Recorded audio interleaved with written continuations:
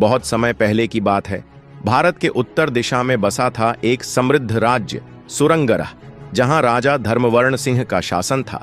धर्मवर्ण सिंह न केवल युद्ध कला में पारंगत थे, बल्कि वेद पुराण, संगीत, शिल्प और ज्योतिष विद्या के भी झांता थे। उनका दरबार विद्वानों, कलाकारों और वीरों से भरा रहता था। राज्य में भारतीय संस्कृति की झलक हर कोने में मिलती थी।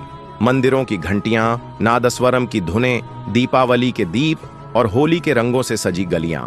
परंतु इस वैभव और सुख के बीच छुपा था एक रहस्य, राजमहल का दक्षिणी भाग। यह भाग सदियों से बंद था। वहां कोई नहीं जाता था, न रानियां, न सेवक और न ही स्वयं राजा। लोगों में चर्चा थी कि वहां कुछ अशुभ है, पर कोई स्पष्ट नहीं जानता था। पुरानी दंत कथाएं कहती थीं कि राजा के पूर्वजों ने वहां कुछ छुपाया था, एक ऐसा रहस्य जो पूरे राज्य की तकदीर बदल सकता था। राजा धर्मवर्ण सिंह का पुत्र राजकुमार यशवर्धन युवा, बुद्धिमान और साहसी था। वह युद्ध कला में निपुण था, पर उसकी जिज्ञासा वेदों और रहस्यों में अधिक थी। एक दिन वह महल के पुराने पुस्तकालय में प्राचीन पांडुलिपियां देख रहा था। तभी उसे एक फटी पुरानी चिट्ठी मिली। उसमें लिखा था, जिस दिन सिंहासन का उत्तराधिकारी जन्म लेगा, दक्षिणी द्वार पुनः बोलेगा, सत्य और असत्य के बीच वही करेगा न्याय। यह पढ़ते ही राजकुमार की रुचि बढ़ गई। उसने कई मंत्रियों और बुजुर्गों से पूछताछ की, पर सबने टाल दिया। अंततः वह अपनी मां महारानी अनुसुईया के पास गया। उन्होंने गहरे स्वर में कहा, बेटा, वह हिस्सा वो केवल ईश्वर की मर्जी से खुलता है, और जो भी उसमें जाता है वापस वैसा नहीं लौटता।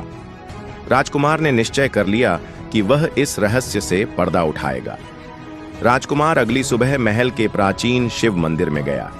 वहां पंडित वशिष्ठ, जो कई पीढ़ियों से राजगुरु रहे थे, बैठे ध्यान में लीन थे। राजकुमार ने उन्हें सब कुछ बताया।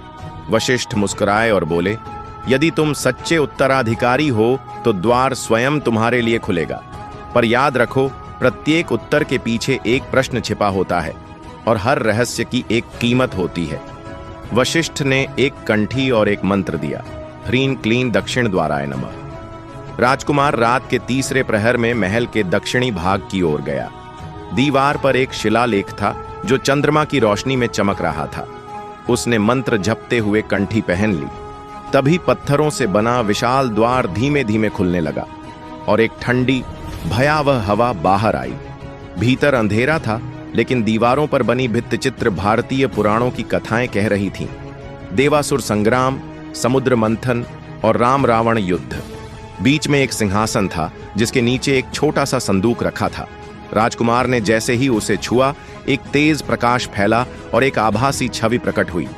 राजा धर्मवर्ण सिंह के पूर्वज राजा वज्रसेन।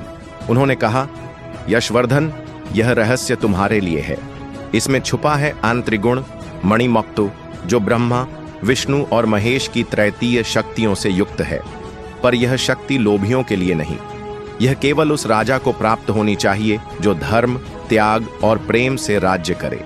इस मणि की शक्ति से राज्य कभी अकाल, युद्ध या दुख नहीं देखेगा, पर यदि इसका दुरुपयोग हुआ तो विनाश निश्चित है।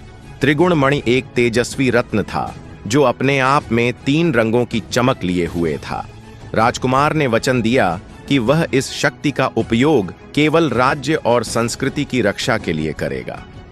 जब राजकुमार ने महल लौटकर यह बात राजा से कही, तो राजा थोड़ी देर मौन रहे और बोले, मैं जानता था कि एक दिन तुम उस रहस्य तक पहुंचोगे। अब समय आ गया है कि तुम्हें सिंहासन सौंपा जाए। पर कहानी में एक मोड़ तब आया जब अगली रात राजमहल में चोरी हो गई। त्रिगुण मणि गायब था। संदेह दरबार के दीवान अकौशल चंद्र आने पर गया, जो राजकुमार की प्रगति से जलता था। यशवर्धन ने चुपचाप उसकी गतिविधियों पर नजर रखनी शुरू की और पता चला कि वह रत्न को एक विदेशी व्यापारी को बेचने की योजना बना रहा था। राजकुमार ने अपने विश्वस्त साथियों के साथ रातों रात कौशल चंद्र को रंगे हाथों पकड़ा और मणि वापस ले आया। इस घटना के बाद राजा ने राजकुमार का राज्याभिषेक किया। पूरे राज्य में उत्सव मनाया गया।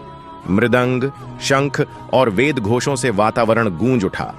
यशवर्धन ने शपथ ली कि वह त्रिगुण मणि को कभी भी लोभ या शक्ति के लिए उपयोग नहीं करेगा, बल्कि राज्य में विद्या, आयुर्वेद, कला और धर्म की उन्नति के लिए इसका मार्गदर्शन लेगा। राजा धर्मवर्ण संन्यास लेकर काशी चले गए।